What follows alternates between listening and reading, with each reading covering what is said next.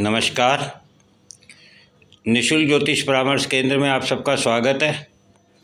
आज दिनांक 31 जनवरी 2025 शुक्रवार। मेरा मोबाइल नंबर 8005817305। जैसे कि हमारी चर्चा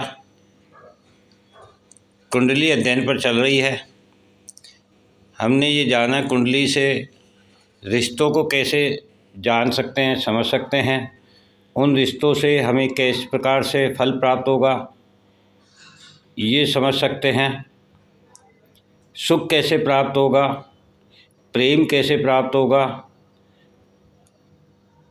इनके बारे में हमने जाना। आज हम ये देखेंगे कि भाग्य किसके साथ किस प्रकार संबंध बनाता है।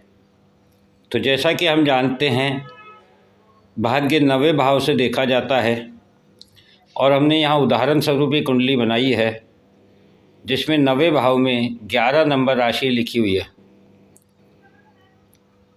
11 नंबर राशि कुंभ राशि, जिसके स्वामी शनि होते हैं, ये वायु तत्व की होती है, स्थिर स्वभाव की होती है,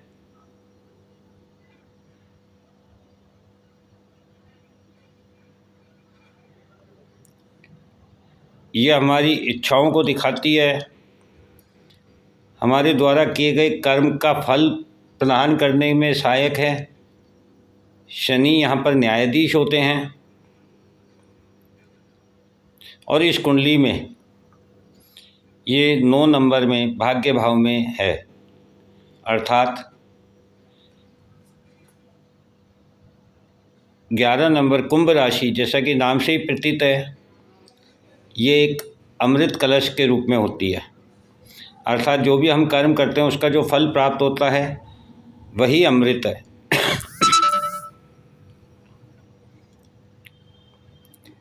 और यहाँ पर गुरु बैठे हुए हैं।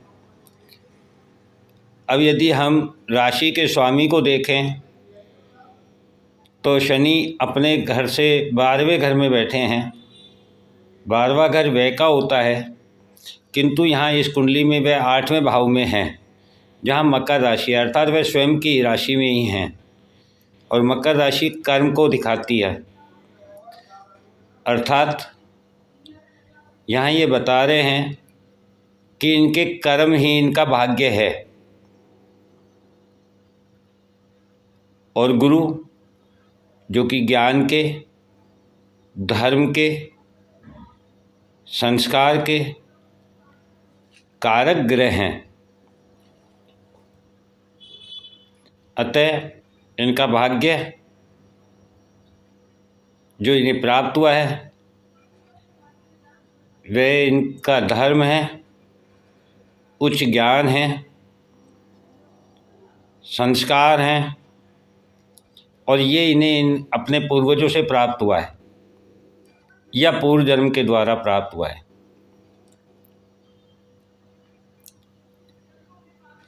अब यदि इनका भाग्य हमने देखा और इनकी कुंडली से इनके कुटुंब का क्या भाग्य बनता है वह देखना चाहते हैं, तो वह हम देखेंगे कि इनके दूसरे भाव जो कुटुंब भाव होता है उससे 9वां घर इनका 10वां घर बनता है।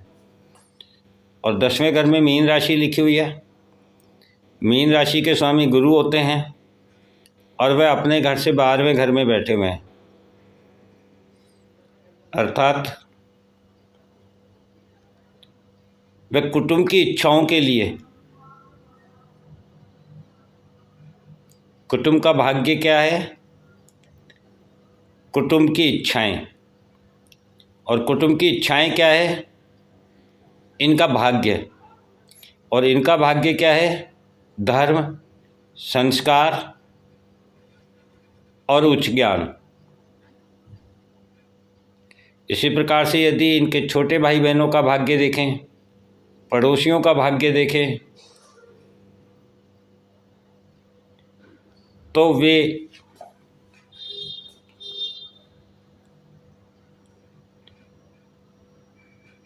तीसरे घर से 11वां घर 9वां घर होता है, किंतु तीसरे भाव के स्वामी जब 5वें घर में जाके बैठ गए तो 5वें घर से जो 9वां घर बनेगा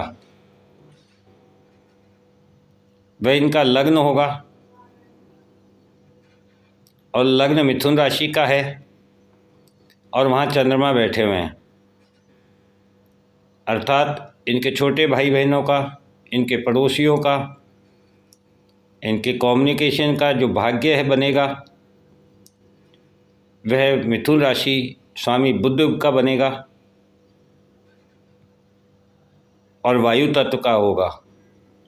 देव स्वभाव होगा, उसमें इमोशन होगा, इमोशन घटता बढ़ता रहेगा। इस प्रकार से इनका जो प्रेम प्यार है, जो इमोशन है, जो सुख है,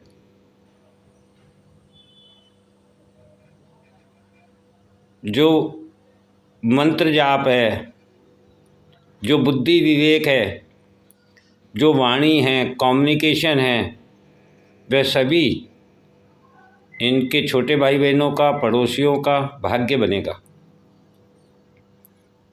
इसी प्रकार से इनकी माता का यदि हम भाग्य देखें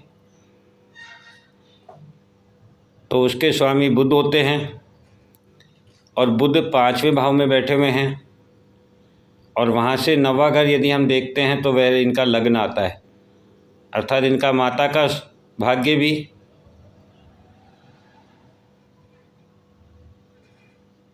इनका प्रेम और प्यार है, इनकी बुद्धि है, विवेक है, इनकी बैलेंस करने की क्षमता है। संतान का यदि भाग्य देखें तो उसके स्वामी शुक्र होते हैं, और शुक्र वहीं बैठे हुए हैं। अर्थात शुक्र भी वही प्रभाव देंगे, इनकी संतान का भाग्य भी वही होगा जो इनके छोटे भाई बहनों का है, पड़ोसियों का है, माता का है, मित्रों का है, इनकी संतान का है। इसीलिए इस कुंडली में 5वां भाव बड़ा महत्वपूर्ण है, क्योंकि इनका जो प्रेम और प्यार है उसको परिभाषित करना इतना सरल नहीं है, क्योंकि इनके व्यक्तित्व में, इनके संग्रहण में, इनके कम्युनिकेशन में, इनके सुख में, इनके व्यय में, इनके भाग्य में, इनके कर्म में, इनकी साधना में एक विशेष प्रेम है, और प्रेम आकर्षण है, और आकर्षण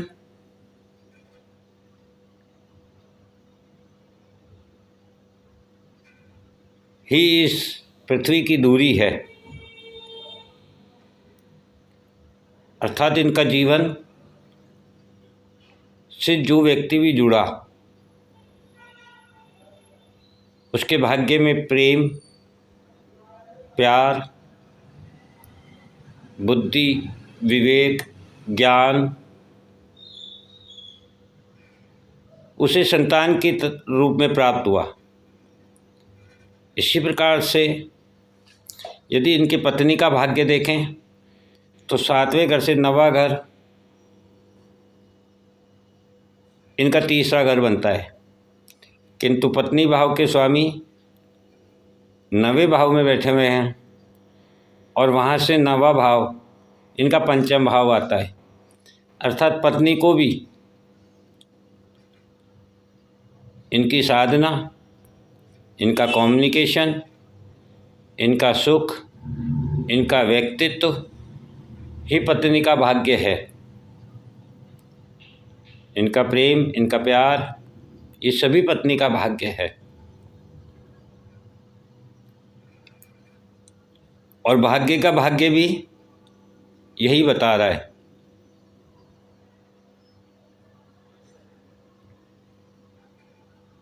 और इनकी साधना का भाग्य भी यही बता रहा है।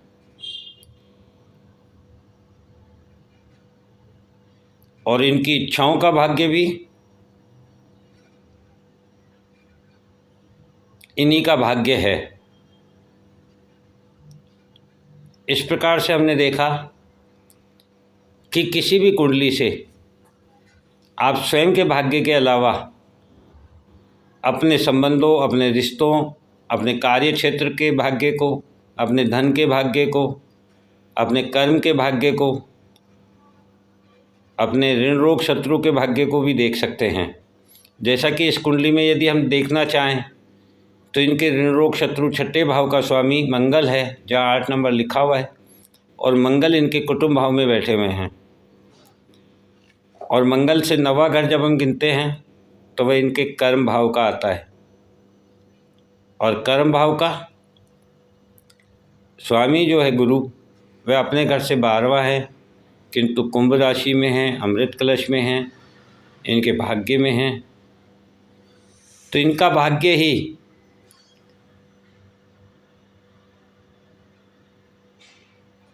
इनके ऋण रोग शत्रु जो है वह भी